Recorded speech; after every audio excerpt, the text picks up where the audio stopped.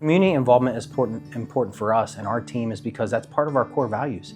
It's service, it's loving others, it's serving others. And so again, giving back to the community that helps support us, that shows up at our doors and our offices and provides us ability to serve them with mortgages, provides revenue for us. Anytime we can give back some of that to our community, super important for us. There's some foundational friends and that we've partnered with that have been on our hearts for a couple years.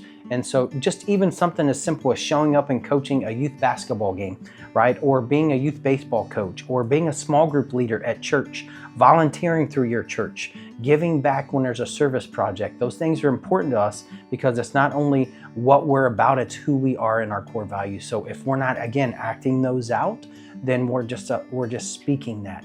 And you have to live out your core values. You can't just say them and have them on a poster and have them on a wall. Looks great, but it doesn't execute well if you don't do them. I came from very little, and I want to give as much away as I can. I realize I've set up, my family's all set up. They don't need any more. They got plenty, and we want to give it to other people. We want to help other people when we can. We give a lot of things anonymously that people don't even know. We hear about a problem, and we will take care of it through another source. So we don't want the glory for it, nor do we want anybody to have to come up and say thank you. We just like to do things to help people. Because if it wasn't for the people that you served, you wouldn't be living the life that you lived. So if you're doing something that's good for the community, you should give back to the community. And that's the way I believe. It's not my money in the first place.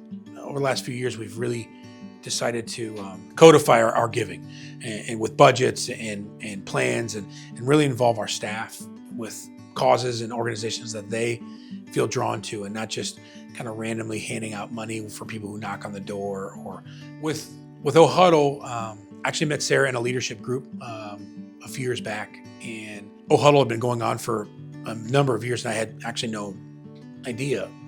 And so just got to know her through that, and she would always tell me, "You'd be a really good mentor. You should join. You should be a mentor." And I thought, I coach sports and I like kids, and then I became a mentor 4 years ago, and just really changed me personally.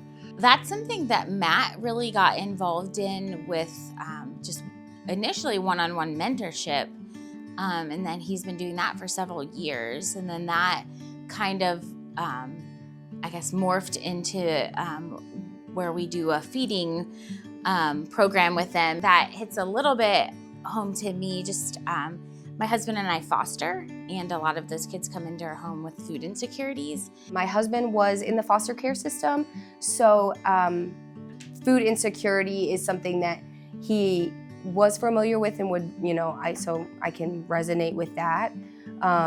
So it's important to me to make sure that children do have a safe environment to talk to somebody, or snacks to take home to their family, things like that. I just hate to see children suffering in that sort of way when it's unnecessary.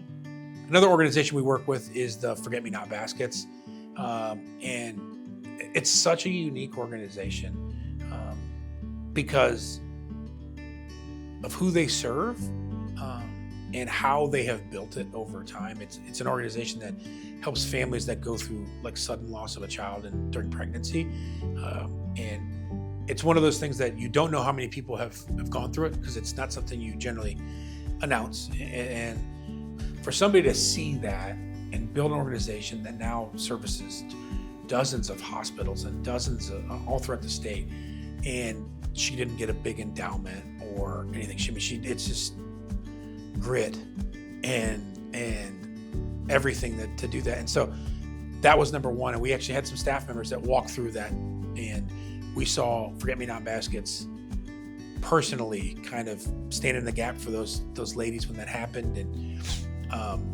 so that touches it in a different way. And the more we learned about the organization, the more we figured out that she was basically building this, doing this, not on her own, but pretty close to that.